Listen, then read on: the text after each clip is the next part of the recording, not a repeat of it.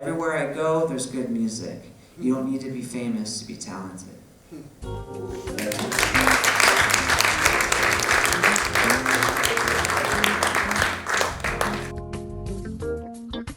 A inizio dicembre, Bologna è diventata per 2 giorni un crocevia di tecnica, ascolto e creatività sonora. Il 4 e il 5 dicembre la DB Technologies Academy ha ospitato infatti la masterclass Tiny Desk Concerts Shaping the Sound con Josh Rogosin, l'ingegnere del suono che ha definito l'identità acustica dei celeberrimi Tiny Desk Concerts. La prima giornata, il 4 dicembre 2025, si è svolta nella showroom di B Technologies a Valsamoggia, dove Rogosin ha accompagnato i numerosi ed entusiasti partecipanti attraverso oltre 25 anni di esperienza nella radiodiffusione e nella registrazione dal vivo, rivelando la sua visione: catturare l'autenticità e l'emozione dei musicisti più che inseguire una fredda perfezione.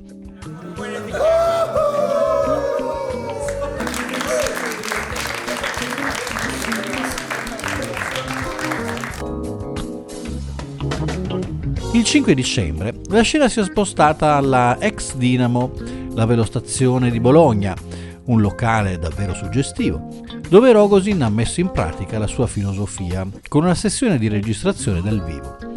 Grazie al contest Global Sound Bo è stata selezionata la band Kerry Q Music Band, proprio per essere registrata da Rogosin in uno spazio visivamente e acusticamente stimolante.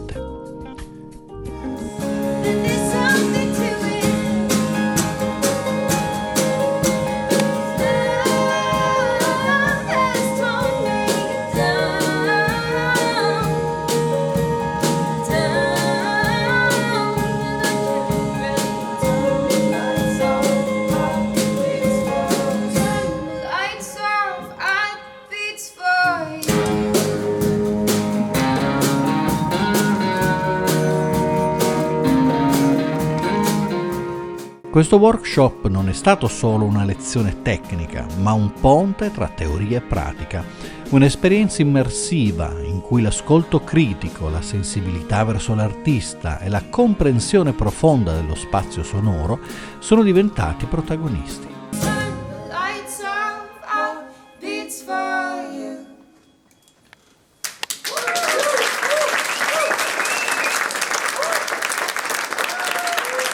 Ma adesso lasciamo che sia proprio Josh a raccontarsi in questa intervista esclusiva per Showgear Network.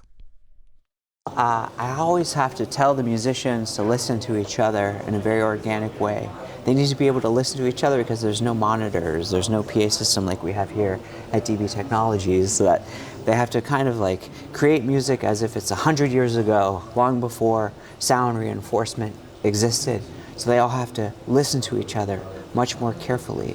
And of course, the acoustic environment with Tiny Desk, but also especially my new project, Global Sound Concerts. I'm always recording in different environments and allowing the environment to bleed into the music to give it a sense of place. Because I love capturing music as like a photograph, like a point in time, rather than trying to make it perfect in a recording studio.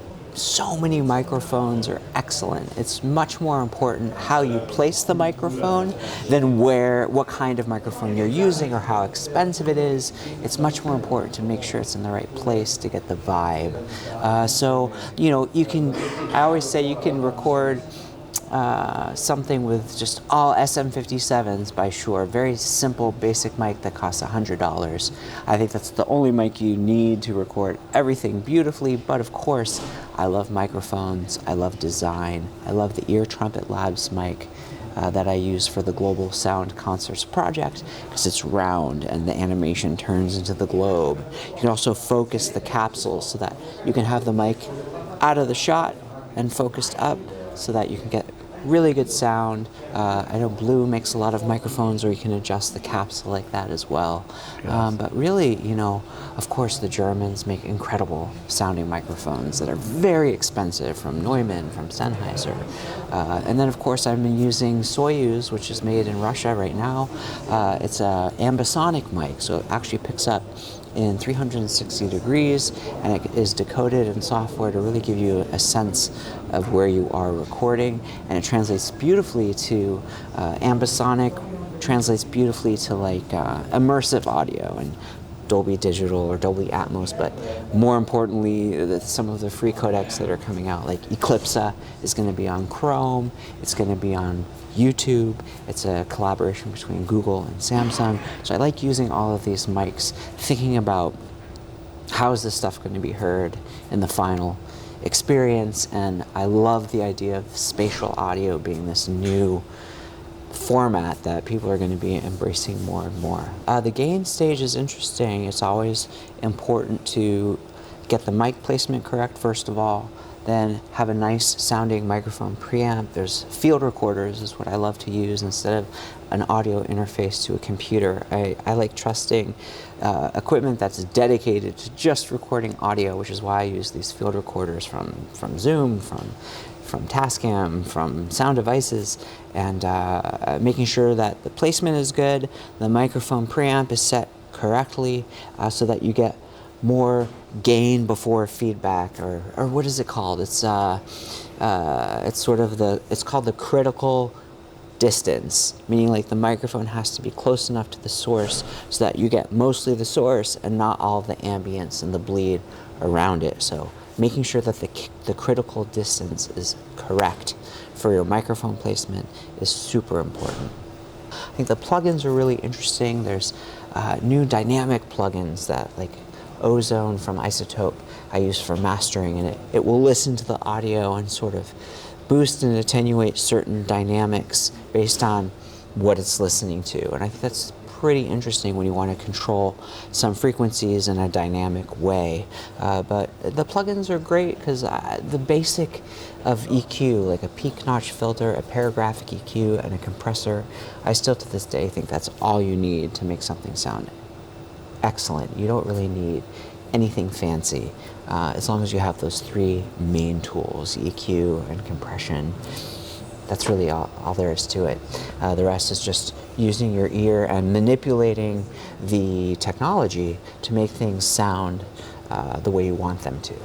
Yeah, I had to record in a rowboat once, overlooking Jamaica Sound, and JFK Airport was in the background, and I actually ended up running XLR cables because I didn't trust the wireless to sound clean. There's lots of interference in New York City. So I actually ran 100-foot XLR cables through the water to the boat to get my emissary. This is with Mac DeMarco, an excellent video that I made as a field recording for NPR, and it was a lot of fun. But I remember pulling up all my cable was covered in moss and slime from Jamaica Bay. I love the idea of travel, and I love the idea of discovering culture. And just like Anthony Bourdain discovered culture through food, my goal with Global Sound Concerts is to discover culture through music, which I think is just a universal, beautifully accepted thing, just like food. So it seems like a completely natural thing to capture music as I created for Tiny Desk Concerts, use those same tried and true concepts and abilities to actually record audio in a way that's completely natural and immersive. You know, my thirst for travel and my thirst for learning about different cultures is completely satiated by the music that's created in amazing places like Italy. So it's wonderful to be here. It's a good job. It's a good job. I invented it and gave it to myself. It's the best job. Bravo, complimenti. Thank you very much. Thanks for having me. So nice to meet you. Thank you for being here. Bye. Thank you so much, and I'll see you online.